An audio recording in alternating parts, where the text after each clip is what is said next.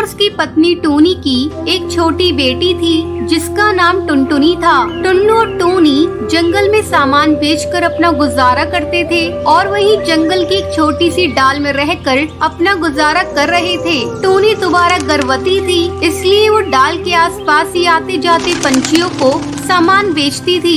एक दिन टूनी, नदी के उस पार आने जाने वाले पक्षियों की काफी भीड़ लगी रहती है। मैं सोच रहा हूँ आज थोड़ी देर वहीं सामान बेचकर आ जाता हूँ। अरे जी, इतनी भीड़ में ध्यान से जाना, नदी किनारे तेज हवाएं भी बहुत चलती हैं। उसके बाद टुन्नू नदी किनारे सामान बेचने चला जाता है। ले लीजिए भैया, ये खिलौना आपके बच्चे के लिए गुब्बारा ले लो भैया। अरे ओ चिड़े, ये गुड़िया कितने की है? 20 रुपए की है साहब। 20 रुपए की?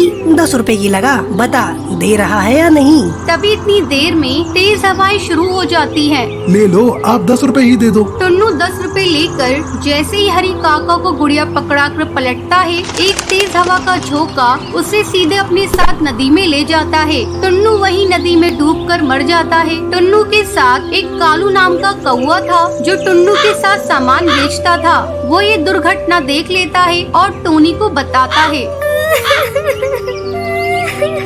नहीं, ये नहीं हो सकता। मैं किसके सहारे जीऊंगी? मुझे क्यों छोड़कर चले गए टुनटुनी के बापू?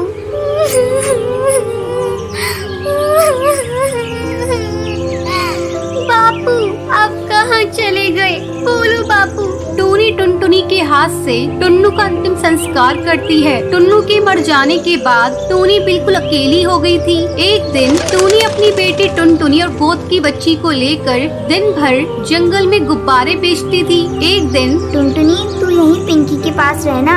आज धूप और गर्मी ज्यादा है, इसलिए तुम दोनों यहीं रहना। मैं कुछ गुब्बारे और गुड़िया बेचकर पिंकी के लिए दूध और तुम्हारे लिए रोटी ले आऊंगी। टूनी गुब्बारे बेचने चली जाती है। साहब, ये गुड़िया ले लो, 10 रुपए में 2 गुड़िया हैं। ले लो ना साहब, ले लो बेबी जी, ये गुब्बारा ले लो। आप खरीद लोगी तो मैं बच्चों के लिए कुछ खाने को ले जाऊंगी। टूनी बड़ी मुश्किल से कुछ गुब्बारे बेच पाती है और थोड़ा दूध और रोटी बच्चों के लिए खरीद कर लाती है। तभी एक हरी ताई टूनी के पास आती है। टूनी, कल हमें ये घोंसला खाली करना पड़ेगा। यहाँ से अब तू भी कहीं और रहने की जगह ढूंढ ले। मैंने तो एक जंगल में 100 रुपए किराए पर एक घोंसला ले लिया है। बस तुझे ये खबर देने आई थी। हे भगवान, इस मानसून के मौसम में अब अपने दोनों बच्चों को लेकर कहाँ जाऊंगी? अपने बच्चों के रहने के लिए घर कहाँ से लाऊंगी? टूनी अपनी बच्चियों को लेकर एक दुकान के बाहर बैठ जाती है। तभी सामने एक हवाई मोटर पलट जाता है और एक कबूतरी हवाई मोटर से गिर जाती है। टूनी उड़ती हुई कबूतरी के पास जाती है। ओ भैया, कैसे हवाई मोटर चला रहा था? देखकर नहीं चलाया जाता? चलिए, मैं आपको हॉस्पिटल लेकर चलती हूँ। टूनी उस कबूतरी को संभालते हुए अपनी बच्चियों के साथ हॉस्पिटल पहुंचती है। टुनटुनी, जा जल्दी से उस डॉक्टर को बुला कर ला। वो माँ जी को अंदर ले जाएंगे। डॉक्टर उस कबूतरी को देखता है। देखिए, इनकी दोनों पंख बहुत जख्मी हो गए हैं, तो अब इनको कंप्लीट बेड रेस्ट की आवश्यकता है। इनके घर से जो भी सदस्य है उन्हें अब बुला लीजिए। डॉक्टर, मैं नहीं जानती ये कौन है। इनका एक्सीडेंट हुआ तो मैं इन्हें यहाँ ले आई। डॉक्टर, इन्हें कब तक होश आएगा? तभी ये अपने बारे में बता पाएंगी। 1 से 2 घंटे में इन्हें होश आ जाएगा। लगभग 2 घंटे बाद उस कबूतरी को होश आता है और वो अपने बारे में बताती है। मेरा नाम बबली कबूतरी है। पता नहीं उस हवाई मोटर वाले ने कैसी हवाई मोटर चलाई। अचानक से पेड़ से ठोकर लगी और हवाई मोटर पलट गई। उसके बाद मुझे धुंधला सा याद है, तुमने मुझे उठाया था और मुझे यहाँ ले आई। माँ जी, आपके पंख अब जख्मी हो गए हैं, इसलिए आपको घर ले जाने के लिए हवाई मोटर की व्यवस्था करनी होगी।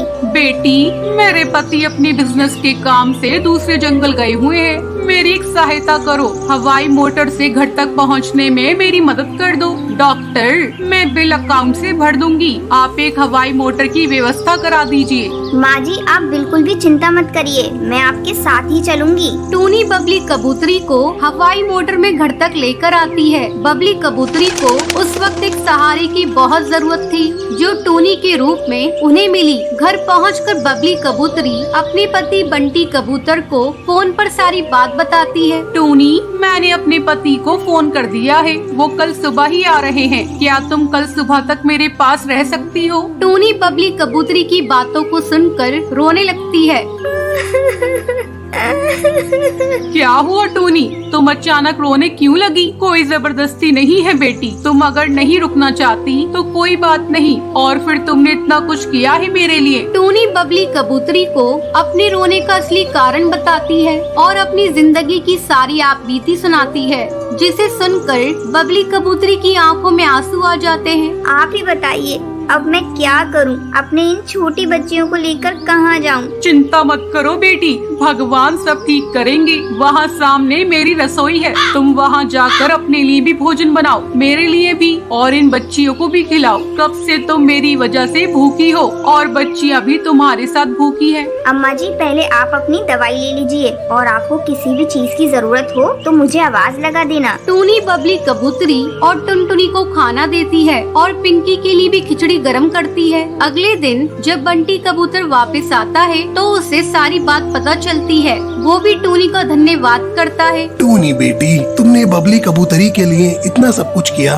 उसका मैं हमेशा शुक्रगुजार रहूंगा। धीरे धीरे बबली कबूतरी की तबीयत में सुधार होने लगता है। 1 महीने बाद बबली कबूतरी बिल्कुल ठीक हो जाती है। माँ जी, अब आप ठीक हो गई हैं, तो अब मुझे भी चलना चाहिए। मुझे भी आपके पास रहते इतने दिन हो गए।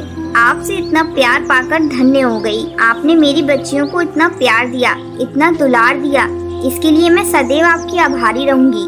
सुनो टूनी, पिंकी और टुनटुनी मुझे नानी माँ कहकर बुलाती है। क्या ये बच्चियाँ हमेशा के लिए अपनी नानी माँ के पास नहीं रह सकती? हाँ टूनी बेटी, हमारी कोई औलाद नहीं है, पर टुनटुनी और पिंकी को देखकर हमारे मन में नाना नानी वाला प्यार उमड़ पड़ा। तुमने बबली कबूतरी की माँ जैसी सेवा की है बेटा, हम अपनी बेटी को बेसहारा नहीं भटकने देंगे। टूनी की आंखें आंसुओं से भर आती हैं। बेसहारा को सहारा मिल जाता है और वो खुशी खुशी वहीं रहने लगती है।